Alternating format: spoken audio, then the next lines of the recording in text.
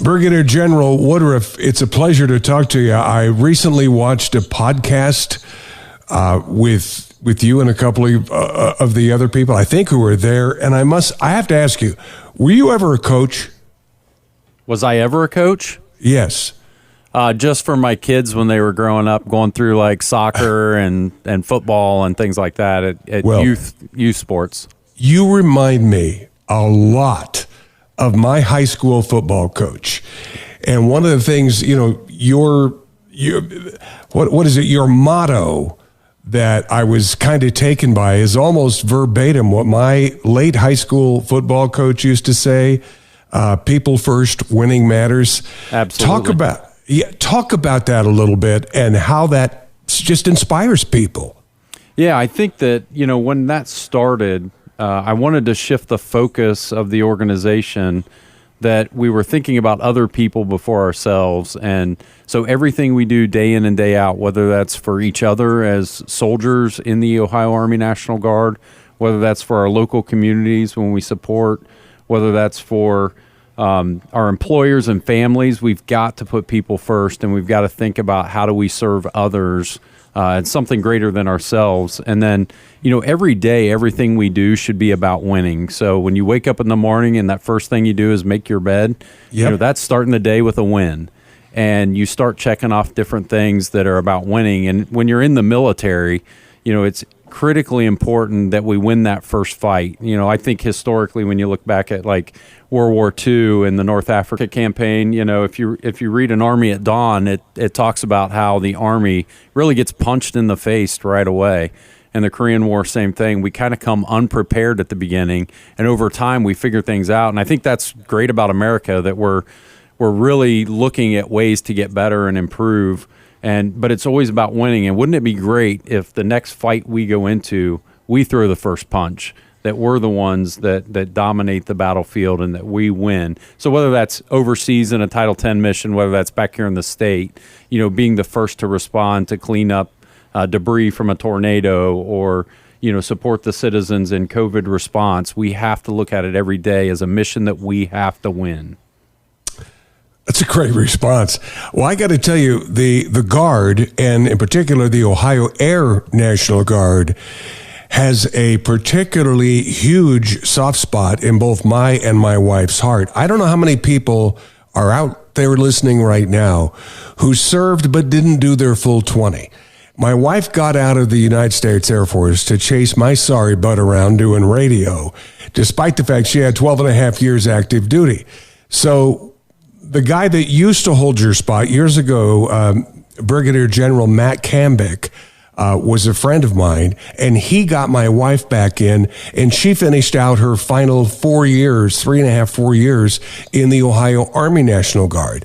And I bring that up because I wonder how many other people are out there, because I know you're always kind of in recruiting mode. I wonder how many people are out there really realize how achievable that is to finish out their 20 and still fulfill Guard service. Yeah, I would say there's a lot. I tell people a lot of times that, I've talked to many people who do a 20-year career that are very thankful that they did the 20 years. I've never talked to somebody who got out at 6 years and says, I'm really glad I got out, when they're 42 to 50 years old. Most of those people are like, I wish I'd stayed in because I could be retired right now from that side of it. So the opportunities are out there to continue to serve. If you look at, Craig Morgan at 59 and a half was able to re-enlist back into the U.S. Army Reserves to finish out his 20 years. So the opportunities are there if you've served to come back and continue to serve. And so there probably are a lot of people out there. The challenge will be medically, are you still at a place medically and physically that you can come back in and pass the screening requirements to join? But I would encourage everybody, if you have an interest, definitely look us up.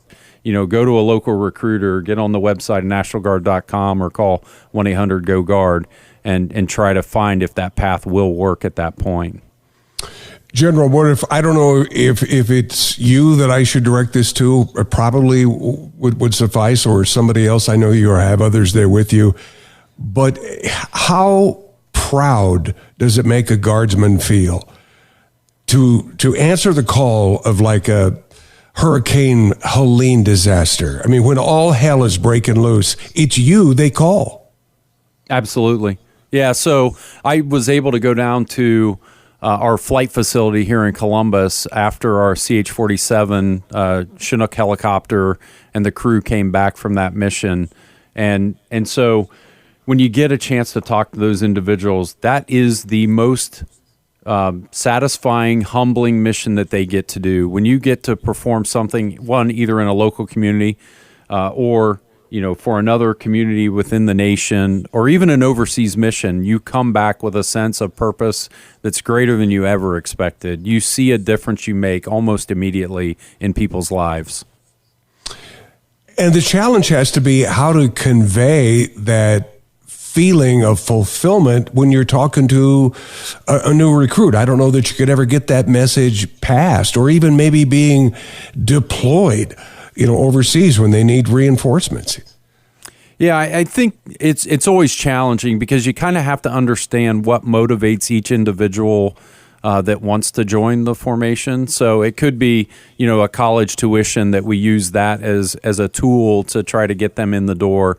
College prices are astronomically expensive right now. So the fact that we offer 100% college tuition to a state school, we pay a large percentage of a private school. We offer trade certifications and funding for that kind of stuff. So there's tons of things like that. But for those that are looking for that sense of purpose, to do something greater than themselves, it's pretty easy to talk about the way you can impact the community. And if it's a applicant that might have a family member that served, that obviously helps because they've at least seen how the military functions and the things that they can do to benefit their local communities. And the commitment is far from overwhelming. 1 weekend a month and 2 weeks a year. I mean, that needs to constantly be talked about because I don't know if there are young people that really have a grasp of what they can get for what they have to give. Yeah, if you add it all together, it's 39 days a year. That's really insignificant when you talk about the number of days in a year. Wow. Typically, most of those days are on a Saturday and a Sunday. And depending on where the unit is in their cycle, because every unit in the Army's on about a 4-year cycle. So they go through a deployment cycle that they are available, not necessarily deploying, but they're available. And then they train to get to that point. So they're at the highest level of readiness. So those first couple of years, it's probably 39 days. That last year before their MOB window opens up could be a little bit more, but generally it's only about 6 days more that year of training that's required to get them ready. And then for a deployment, whether it's mostly overseas deployments, are about 9 months, boots on ground, wherever they're sent. And they could be sent in a number of places. It could be overseas. It could be the Southwest border. It could be the National Capital Region. So deployment isn't the same across the board. But about 9 months in those situations and about 3 months of train up to make sure that they're ready to go. And I've been talking to veterans. We're almost out of time here, General, but I've been talking to veterans all week leading up to Veterans Day. And without exception, when I ask them, what was the highlight of your service career? Do you know what they said? Hopefully the people. The people with whom I served. Absolutely. That's absolutely number one. And that should really make you stand tall because, iron sharpens iron. And I think in my life, I try to surround myself with good people. Good attracts good. Wouldn't you agree that's the same in the Guard and the reserves? Yeah, it is absolutely.